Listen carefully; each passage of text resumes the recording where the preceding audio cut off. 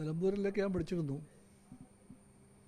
ഞാൻ CPIയുടെ സഹാക്കളെ ബന്ധപ്പെട്ടിരുന്നു, LDF നേതാക്കളെ ബന്ധപ്പെട്ടിരുന്നു, എനിക്കറിയാവുന്ന പല സുഹൃത്തുക്കളെയും വിളിച്ചിരുന്നു. എല്ലാവരും ഒന്നുപോലെ പറയുന്നു, പോളിംഗ് ട്രെൻഡ് മുഴുവനും LDFിൻ്റെ അനുകൂലമാണ്.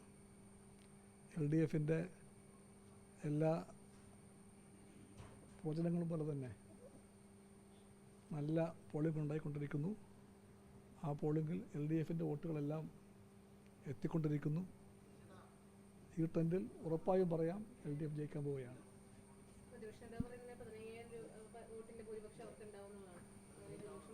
അല്ല, ഫലം പ്രഖ്യാപിക്കും വരെയും അവർക്കെല്ലാം ഏത് മനോരാജ്യവും കെട്ടിപ്പടുക്കാം, എല്ലാ സ്വപ്നങ്ങളും കാണാം. ഫലം പ്രഖ്യാപിക്കും വരെ അത് കഴിയുമ്പോൾ യാഥാർത്ഥ്യം അവർക്കെല്ലാവർക്കും ബോധ്യപ്പെടും. പ്രതിപക്ഷ നേതാവ് പറയുന്ന മറ്റൊരു കാര്യമുണ്ട്, അതായത് ഗോവിന്ദമാഷ് പറഞ്ഞ അറസ്റ്റുമായി ബന്ധപ്പെട്ട് വിഷയവും ഗോവിന്ദമാഷും മുഖ്യമന്ത്രിയും പറയുന്നത് പരസ്പര വിരുദ്ധമായ അല്ലെങ്കിൽ വ്യത്യസ്തമായ കാര്യങ്ങളാണ് എന്നാണ്. അതേപ്പറ്റി എല്ലാം പറഞ്ഞു കഴിഞ്ഞല്ലോ. അതേപ്പറ്റി എല്ലാം പറഞ്ഞു കഴിഞ്ഞു. നോക്കിയാൽ കാണാൻ കഴിയും, കോൺഗ്രസ് കൈപ്പത്തിയിൽ തഴമ്പുണ്ട്. ആ തഴമ്പ് എത്രയോ കാലമായി RSS BJPയുമായി കൈകോർത്ത് പിടിച്ച കൈത്തഴമ്പാണ്. ആ കൈപ്പത്തി മറച്ചു വയ്ക്കാൻ വേണ്ടി പാടുപെടുകയാണ്. ആ കൈപ്പത്തിയിൽ ആ തഴമ്പുണ്ട്. ഇത്തവണ അവരുടെ ശ്രമം മുഴുവനും ഒരു കൂട്ടാളി ഉണ്ട്, അത് RSS ആണ്. മറ്റേ കൈ കൊണ്ട് അവരിത്തവണ മുസ്ലിം RSS ആയ ജമാഅത്തെ ഇസ്ലാമിയുമായിട്ടും സഖ്യത്തിലാണ്. ഉറപ്പായിട്ടും എല്ലാവർക്കും അറിയാം, കോൺഗ്രസ്സിലെ ഗാന്ധി നെഹ്റു മൂല്യബോധമുള്ളവർ അവരുണ്ട് കോൺഗ്രസ്സിൽ.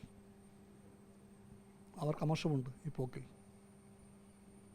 അവരടക്കം ഇത്തവണ വോട്ട് ചെയ്യാൻ പോകുന്നത് LDFിലായിരിക്കും. ഇതിനെപ്പറ്റി എന്നേക്കാളും തികഞ്ഞ ബോധ്യമുണ്ട് അദ്ദേഹത്തിന്. അതാണ് അദ്ദേഹം ഇതെല്ലാം പറയുന്നത്. എല്ലായിടത്തും ഉണ്ടല്ലോ. എപ്പോൾ തിരഞ്ഞെടുപ്പുണ്ടോ അപ്പോഴെല്ലാം പരോക്ഷമായിട്ട് കോൺഗ്രസിനും BJPയുമായിട്ടൊരു കൂട്ടുകെട്ടുണ്ടാകാറുണ്ട് എല്ലായ്പ്പോഴും. അതിൻ്റെ അടിത്തറയുമുണ്ട്. അടിത്തറ അന്ധമായ ഇടതുപക്ഷ വിരോധമാണ്. അതൊരിക്കലും ഇവിടെ കേരളത്തിൽ ഓപ്പണായിട്ടുമുണ്ട്. അതാണ് വടകര ബേപ്പൂർ മോഡൽ. വടകരയിൽ പൊതു സ്ഥാനാർത്ഥി, ബേപ്പൂർ പൊതു സ്ഥാനാർത്ഥി. ആ പൊതു സ്ഥാനാർത്ഥിക്ക് വേണ്ടി BJPയും RSSും കോൺഗ്രസും എല്ലാം ഒന്നിച്ച് വോട്ട് പിടിച്ചു. അത് ഓപ്പണായിട്ടായിരുന്നു. പിന്നെ പലപ്പോഴും പരോക്ഷമായിട്ടാണ്. അത് കേരളത്തിലെ കോൺഗ്രസ്സിന് ഒഴിവാക്കാൻ പറ്റില്ല. അതേപ്പറ്റിയാണ് KG മാരാർ എഴുതിയിട്ടുള്ളത്. അതേപ്പറ്റിയാണ് പലപ്പോഴും ജനങ്ങൾക്ക് ബോധ്യമുള്ള കാര്യം.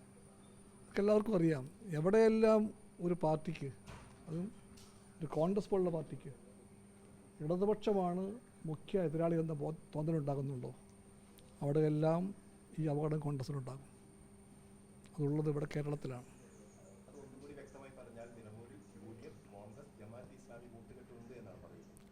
എവിടെയെല്ലാം കോൺഗ്രസ്സിന് ഇടതുപക്ഷമാണോ മുഖ്യ എതിരാളി, അവിടെയെല്ലാം കോൺഗ്രസ് ആരുമായിട്ടും കൂട്ടുകൂടും. RSSുമായിട്ടും കൂട്ടുകൂടും, മുസ്ലിം RSS ആയിട്ടുള്ള ജമാഅത്തെ ഇസ്ലാമിയുമായിട്ടും കൂട്ടുകൂടും. അതാണ് കേരളത്തിലെ കോൺഗ്രസ്. ആ കോൺഗ്രസ്സിന് ഗാന്ധി നെഹ്റു മൂല്യങ്ങൾ അറിയില്ല.